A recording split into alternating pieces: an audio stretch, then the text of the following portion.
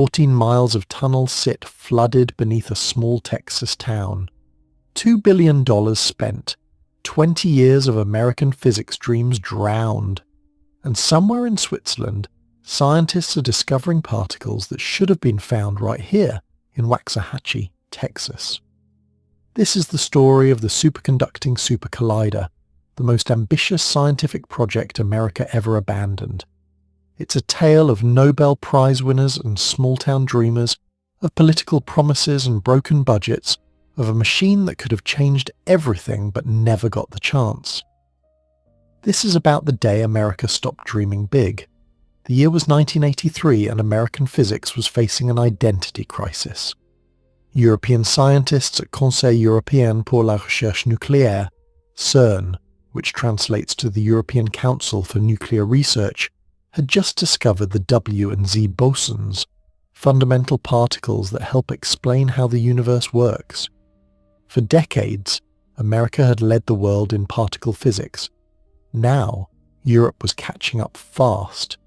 The question hanging over the field wasn't just scientific, it was existential. Could America maintain its dominance in understanding the fundamental nature of reality itself? Leon Lederman thought he had the answer. A physicist at Fermilab near Chicago, Lederman was already a giant in the field. He'd discovered the muon neutrino back in 1962, work that would eventually earn him the Nobel Prize in 1988. But Lederman was thinking bigger than past discoveries. He was thinking about a machine that could peer deeper into the fabric of existence than any accelerator ever built. The idea was simple in concept, audacious in scale. Build a circular tunnel, stuff it with thousands of superconducting magnets, and use them to accelerate protons to nearly the speed of light. Then smash those protons together with such force that they'd recreate conditions not seen since microseconds after the Big Bang. In those collisions, physicists could hunt for particles that had only existed in theory. Chief among them was something called the Higgs boson, a particle so important to understanding mass and matter that Lederman would later nickname it the God particle. But to find the Higgs, you needed energy. Massive amounts of energy. The existing accelerators wouldn't cut it. You needed something 20 times more powerful than anything that existed. You needed the Superconducting Super Collider. In early 1983, a panel of the nation's top physicists gathered to assess what American physics needed to stay competitive. Their recommendation was clear. Build the SSC. Build it big.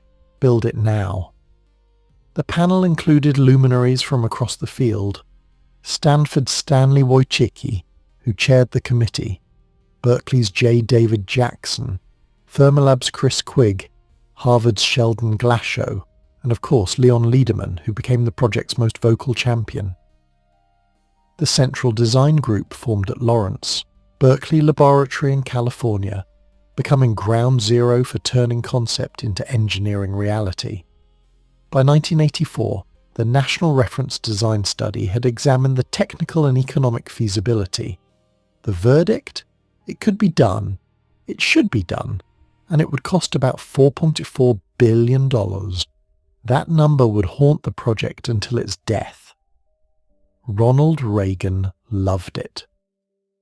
On January 29, 1987, the Department of Energy presented the SSC proposal to the President and his cabinet.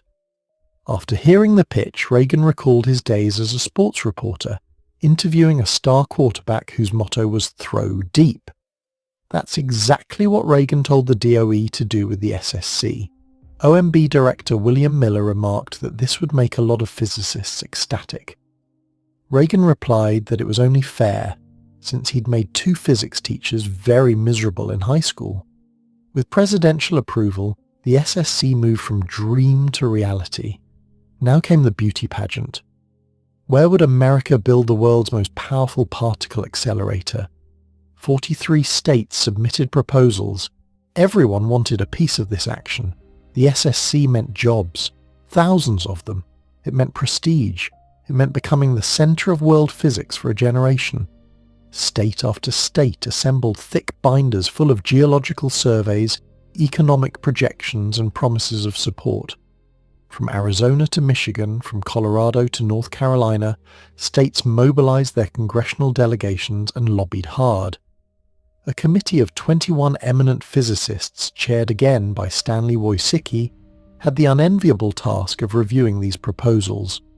Roy Schwitters, a physicist from the University of Texas at Austin, served on that selection committee. The committee evaluated each site on technical criteria: geological stability for tunneling, low seismic activity, manageable groundwater, access to power and transportation, availability of skilled labour. By December 1987, the field had narrowed to 7 finalists: Arizona, Colorado, Illinois, Michigan, North Carolina, Tennessee, and Texas. On November 30th, 1988, Energy Secretary John Harrington made the announcement. The winner was Texas, specifically Ellis County near the small town of Waxahachie, about 30 miles south of Dallas. The site had genuine technical advantages. It sat on top of Austin Chalk, a limestone formation perfect for tunneling. The geology was stable and the land relatively flat. Texas sweetened the deal considerably, pledging $1 billion of state money and donating the necessary 16,000 acres of land. But politics played its role too. Vice President George H.W. Bush was from Texas. House Speaker Jim Wright represented nearby Fort Worth. The fix, critics charged, was in. The losing states weren't happy. Arizona Senator Dennis DeConcini led a group demanding investigations by the General Accounting Office and a commission of respected physicists. They claimed the decision was based on political factors rather than pure science. But the decision stood. Texas had won. For Waxahachie, population 18,300, the announcement was transformative. Overnight, this small Texas town became the future home of cutting-edge science. The town put up a billboard on Interstate 35 that read, "Waxahachie, home of the Super Collider." Local officials talked about becoming the Geneva of America. Schools prepared for an influx of scientists' children. Real estate developers saw dollar signs. Edwin Farrar, who served on Waxahachie's city council and helped put together the winning proposal, called it a dream project. It would elevate the entire region's educational system, he believed. Ellis County Judge Todd Little, just 18 when the project was approved, saw it as a different trajectory for the entire area. Scientists from around the world would pour into this region. The design called for a near-circular tunnel, 87.1 kilometers in circumference. That's 54 miles around. To put that in perspective, you could fit the entire island of Manhattan inside the ring 3 times over. The tunnel would house 10,000 superconducting magnets, each about 56 feet long, operating at temperatures near absolute zero, kept cold by liquid helium. These magnets would bend twin beams of protons racing in opposite directions around the ring at 99% the speed of light. When these beams collided, they generate 40 trillion electron volts of energy, creating conditions hot enough to melt matter itself, and perhaps revealing particles that hadn't existed since the instant after the Big Bang. The SSC would be 20 times more powerful than the Tevatron at Fermilab, then America's premier accelerator. It would be 3 times more powerful than anything Europe was planning. It would be, without question, the most powerful scientific instrument humanity had ever constructed. To build this monster, they needed someone who understood massive underground projects. They found him in Joginder Joe Bohr, an India-born civil engineer with a specialty in subterranean construction. Bohr's resume read like a greatest hits of American infrastructure. He'd overseen Union and Wilshire stations in Los Angeles' transit system. He'd done the $1.1 billion modernization of Logan International Airport, the Anacostia River crossing tunnels, DuPont Circle Station in Washington, sewer tunnels in Houston, highways in California, ventilation shafts in Boston. If it was big, underground, and complex, Bohr had probably built it. In January 1989, Roy Schwitters was named laboratory director. University's Research Association won the contract to manage construction. The SSC laboratory began assembling its team. Physicists started arriving in Texas. Engineers began surveying the land. The boring machines were ordered. But even as construction preparations began, the cost estimates were climbing. By 1989, the price tag had grown to $5.9 billion, a 34% increase over what Reagan had been told just 2 years earlier. Some of this was realistic, inflation accounting. Some of it was the inevitable discovery that initial estimates are almost always too optimistic. But the growth raised eyebrows in Congress. The foreign money that was supposed to help fund the project never materialized. The initial plan assumed $2.6 billion would come from foreign governments and from Texas. Texas delivered $400 million of its promised $900 million before the cancellation. But the international community wasn't interested. Europe was focused on its own accelerator plans at CERN. Talks with Japan foundered over trade tensions in the automobile industry. A trade mission where SSC funding was supposed to be discussed famously ended with President George H.W. Bush vomiting at a state dinner in Tokyo. India pledged $50 million. That was it. No one else came through. The reason for the lack of foreign interest was partly political. The project had been marketed as restoring American scientific superiority. That message didn't exactly inspire other countries to help fund America's dominance. European physicists had their own plans for CERN.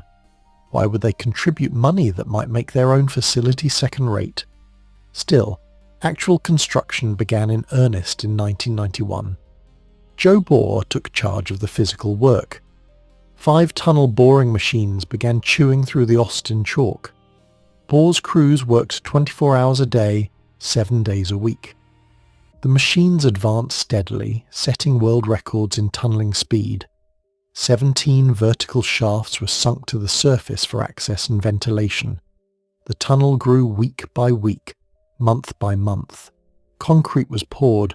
Support structures were installed. The reality of the SSC was taking shape beneath the Texas prairie. Above ground, a massive campus was rising. Assembly buildings, testing facilities, administration offices.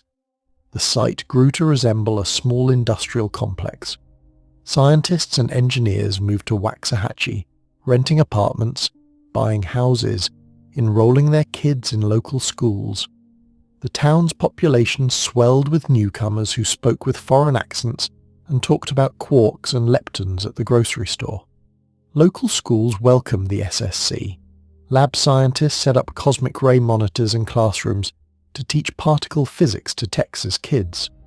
There were plans to later demonstrate that no harmful radiation came from the accelerator. The community embraced these newcomers, even families who'd lost their homes to eminent domain for the tunnel route. As Roy Schwitters would later recall, there was tremendous support from local people. They liked that America did super far-out things. But in Washington, the political ground was shifting. George H.W. Bush had become president in 1989, and he appointed Admiral James Watkins as Energy Secretary. Watkins came from the Navy's nuclear submarine program, a protege of Admiral Hyman Rickover. His management style, developed with massive Department of Defense construction projects, was exactly wrong for a cutting-edge, scientific project. Watkins treated the physicists and accelerator engineers like crooked defense contractors, trying to sell the government $5,000 toilet seats. He grossly increased the bureaucracy and paperwork.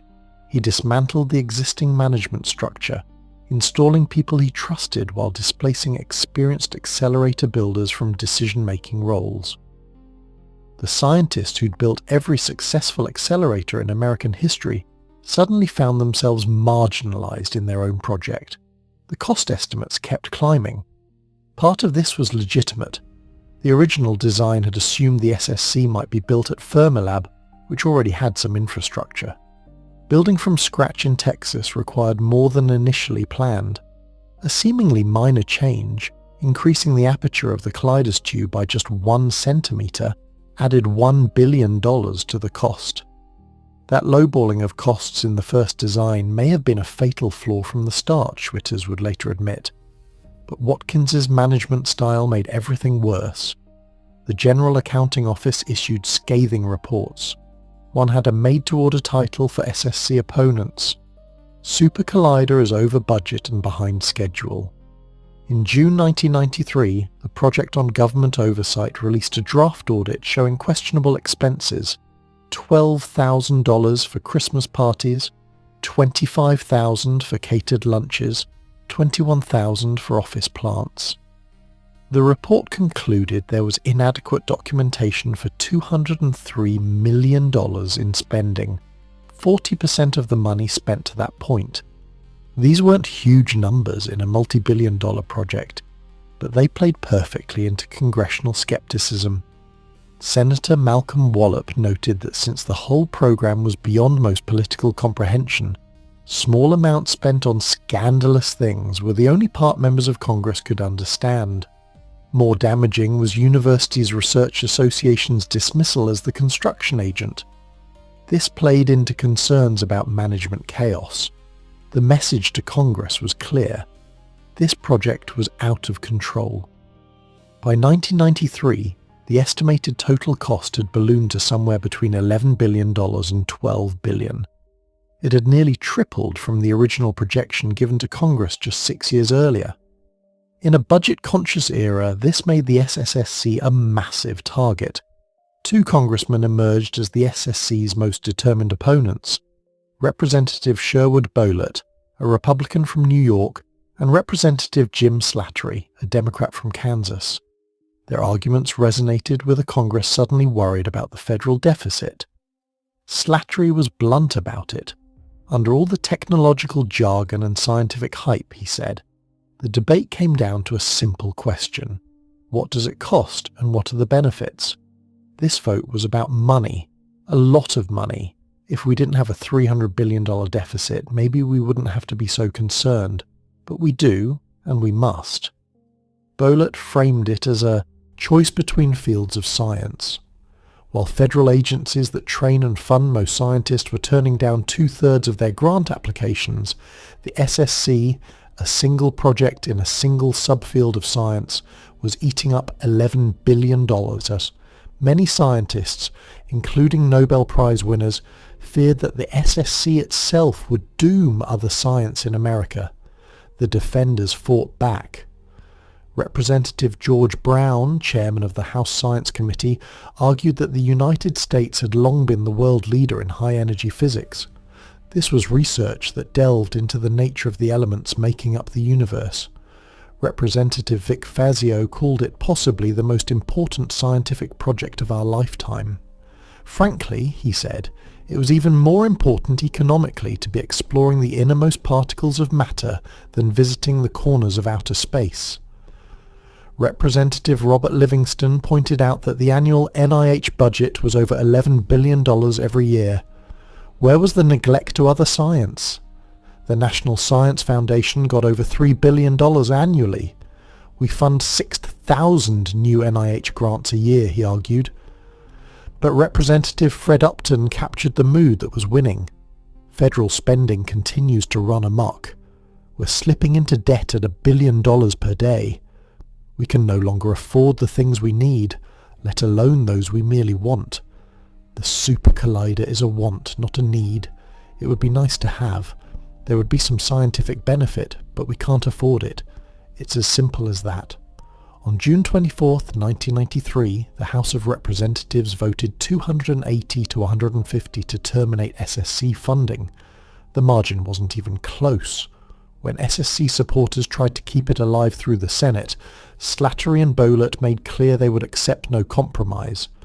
They had the votes, and they weren't backing down. President Bill Clinton tried to save it. In a letter to Congress, he wrote, "I ask you to continue to support this important and challenging effort through completion. Abandoning the SSC at this point would signal that the United States is compromising its position of leadership in basic science." It wasn't enough. On October 19, 1993, the House voted again, this time 282 to 143, sending the bill back to conference with instructions to terminate the SSC. 2 days later, on October 21st, a House-Senate Conference Committee sealed the fate. Senator Bennett Johnston of Louisiana, the SSC's champion in the Senate, fought until the end. But when Jim Slattery and Sherwood Bowlett walked into that conference room, everyone knew it was over. Slattery said it bluntly, "The Super Collider is dead, and everyone understands that." On October 30th, 1993, President Clinton signed the bill officially cancelling the project. In his statement, he expressed regret at the serious loss for science. Energy Secretary Hazel O'Leary called it a devastating blow to basic research and to the technological and economic benefits that flow from such research. Out in Texas, 2,000 people were still working on the project when they got the news. For Joe Bohr, it was heartbreaking. This was the biggest project he'd ever built, and he'd given up a lot for it. His crews kept digging until the last dollar ran out in 1984, hoping something would change. "To me it's very simple," he said years later. "It's strictly politics. How could they cancel a project like this? It's the first and only one in the whole world." Giant photo boards showing the construction progress were tossed in dumpsters by departing scientists and engineers.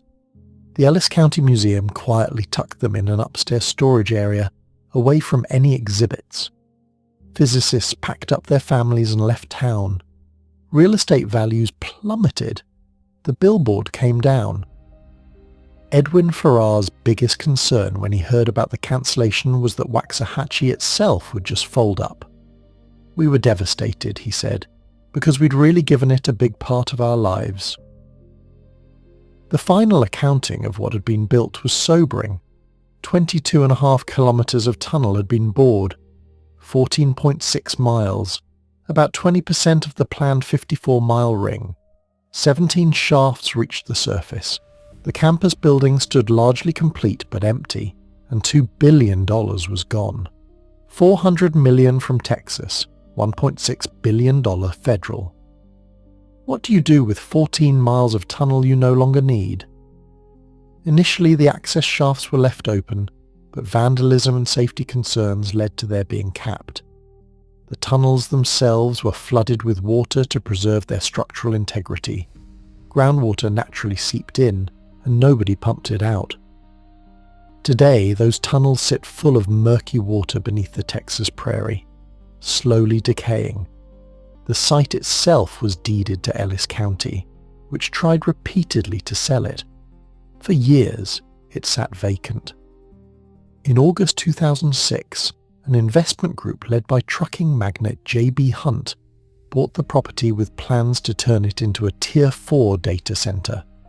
The site had advantages: an independent power grid capable of delivering up to 100 megawatts, a dedicated fiber optic line, 2 warehouses that could support floor loads of 500 pounds per square foot, perfect for massive server farms. The complex was clear of flight paths and out of hurricane, tsunami, earthquake and flood zones. Then, in December 2006, less than 6 months after investing in the property, Hunt slipped on a patch of ice, fractured his skull, and died. With the driving force behind Collider Data Center gone, those plans were shelved. For years more, the complex sat empty. Windows shattered, wall tiles broke, plywood was nailed over openings. The buildings became prime spots for thieves looking for copper wire and drug users looking for privacy. In January 2012, Magna Blend, a chemical blending company, bought the site. The company had lost its plant in a 2011 fire and needed new facilities. Despite local opposition from residents worried about air and water pollution, Magna Blend renovated the buildings and reopened them in 2013. Today, the former SSC campus manufactures chemicals for the oilfield services industry. The tunnels remain flooded and sealed. The scientific consequences of the SSC's cancellation rippled across the physics world. In the immediate aftermath, roughly 15,000 jobs were lost nationwide. Hundreds of physicists who'd gambled their careers on the project suddenly had to find new directions. Some left physics entirely. Others moved to Europe, where CERN was still building. American high-energy physics took a body blow. The message was unmistakable. Congress wouldn't support big science anymore. Other large projects came under intense scrutiny. The International Space Station barely survived, passing a funding vote by a single vote. For years afterward, American physicists hesitated to propose ambitious projects, fearing the same fate. Europe, meanwhile, kept building. CERN's Large Hadron Collider, the SSC's European competitor, moved forward. Where the SSC would have had a circumference of 87 kilometers, the LHC made do with 27 kilometers. It had one major advantage. It used the existing tunnel from an earlier accelerator, the Large Electron-Positron Collider. That saved billions in construction costs. The LHC also used innovative magnet designs that required less sophisticated engineering than the SSC's superconducting magnets. The LHC's total cost ended up around $5 billion, at less than half what the SSC would have cost. CERN's annual operating budget runs about $1 billion. The gamble paid off. On August 10, 2008, the Large Hadron Collider went online. Over the following years, it confirmed or discovered numerous particles predicted by the Standard Model of Particle Physics. And on July 4, 2012, 19 years after the SSC's cancellation, CERN announced the discovery of a new particle, consistent with the Higgs boson. Peter Higgs and François Englert, who'd theorized the particle's existence back in the 1960s, won the Nobel Prize in Physics in 2013. The discovery was made at a facility in Europe by European scientists using a European accelerator. America, which had dominated particle physics for half a century, watched from the sidelines. Roy Schwitters, looking back years later, was matter-of-fact about what was lost. If the SSC had been completed, he said, it would have discovered the Higgs boson 10 years before CERN. It was really a major step ahead. CERN now attracts 120,000 visitors a year and employs 70% of the world's particle physicists. We'd have them coming to Waxahachie, Schwitters said. The technical capabilities of the SSC would have exceeded the LHC significantly. At 40 tera-electron-volt TeV compared to the LHC's 13.6 TeV, the SSC could have probed deeper into physics beyond the Standard Model. It might have found evidence of supersymmetry, dark matter particles, physics that the LHC, even at its current capabilities, cannot access. But physics isn't the only loss. The broader impact on American science culture may be more significant. The SSC represented a particular kind of American ambition, the willingness to undertake massive projects because they push the boundaries of human knowledge. When Congress killed the SSC, it sent a message. We're not that country anymore. Leon Lederman, the physicist who championed the SSC from the beginning, wrote a book during the project's final years. Published in 1993 as the SSC was dying, it was called The God Particle. If the universe is the answer, what is the question? The book attempted to explain to the public why the Higgs boson mattered, why the search for it justified billions in spending. Lederman coined the nickname God Particle, partly because his publisher wouldn't let him use a saltier term, and partly because finding the Higgs would answer fundamental questions about existence itself. The book couldn't save the SSC. Lederman won his Nobel Prize in 1988, but not for the SSC. That was for his earlier neutrino work. In his later years, Lederman developed dementia. In 2015, struggling with medical bills, he sold his Nobel Prize medal for $765,000 to help cover the costs of his care. He died in 2018 at age 96, having seen his greatest dream abandoned and his prize sold to pay for basic needs. The SSC's death raises uncomfortable questions about American science policy. Was it the right decision? From a pure budget standpoint, maybe. $11 billion is a lot of money. The deficit was real. Other scientific projects needed funding. The arguments against the SSC weren't crazy. But consider what was lost. The SSC would have employed thousands of scientists and engineers for decades. It would have driven technological innovation in superconducting magnets, cryogenics, and massive data processing. Technologies developed for particle accelerators have historically led to practical applications. Medical imaging, cancer treatment, materials science, and much more.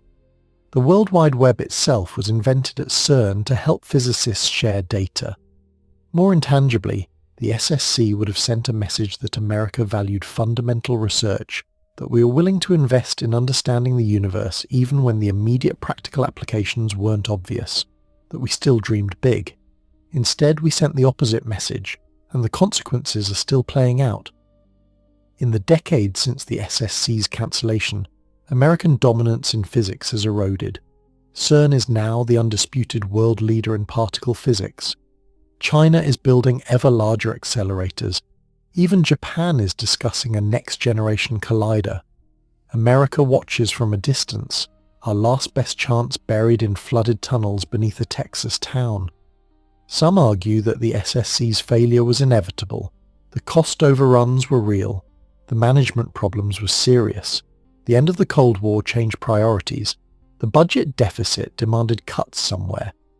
Maybe the SSC was simply too ambitious for the political and economic realities of early 1990s America. But others see it as a failure of will. America had done the Apollo program. We'd built the interstate highway system. We'd funded the Manhattan Project. We'd done impossibly ambitious things because we decided they mattered. The SSC failed not because it couldn't be built, but because we decided it wasn't worth building. Today, if you drive south from Dallas toward Waxahachie, you won't see much to indicate that one of the most ambitious scientific projects in history almost happened here. The town looks like thousands of other small Texas communities, Victorian houses, a picturesque courthouse square, maybe a few more scientists than you'd expect, remnants of the ones who stayed after the SSC died. Drive a bit further out of town and you'll find a nondescript industrial facility. That's the old SSC campus, Magna Blend's chemical manufacturing plant. The buildings that once housed the world's premier physics laboratory now store oil field chemicals. The parking lot that would have held cars from 50 countries now hosts the vehicles of chemical plant workers. And beneath it all, 14 miles of tunnel full of dark water, a monument to abandoned ambition, a tomb for American physics dreams. Ellis County Judge Todd Little, who was a teenager when the SSC was approved and a young man when it died, summed it up simply, "What comes to my mind is opportunity lost." What most people were expecting is that for the first time we were going to be on the map of a major scientific project, and it was going to be world-renowned. The opportunity was lost, the map was redrawn, and world-renowned physics happens elsewhere now. The Superconducting Super Collider remains America's greatest scientific might have been. A $2 billion lesson in the gap between ambition and will. Proof that even the most powerful nation on Earth can lose its nerve when the cost gets too high and the timeline gets too long. Evidence that momentum in science once lost is hard to regain. Somewhere in Switzerland, physicists are making discoveries that should have happened in Texas. And somewhere beneath Waxahachie, 14 miles of flooded tunnel remind us of what we gave up when we stopped believing that understanding the universe was worth the price. If this story of abandoned ambition and lost scientific leadership resonated with you, hit that like button and consider subscribing. This channel dives deep into forgotten engineering marvels, abandoned mega projects, and the fascinating stories of what North America almost built. Drop a comment below and tell us where you're watching from and whether you think the SSC should have been completed. There are dozens more incredible stories of innovation and abandonment waiting to be told, and we're bringing you a new one every week. Thanks for watching, and remember, Every tunnel to nowhere was once somebody's dream to somewhere.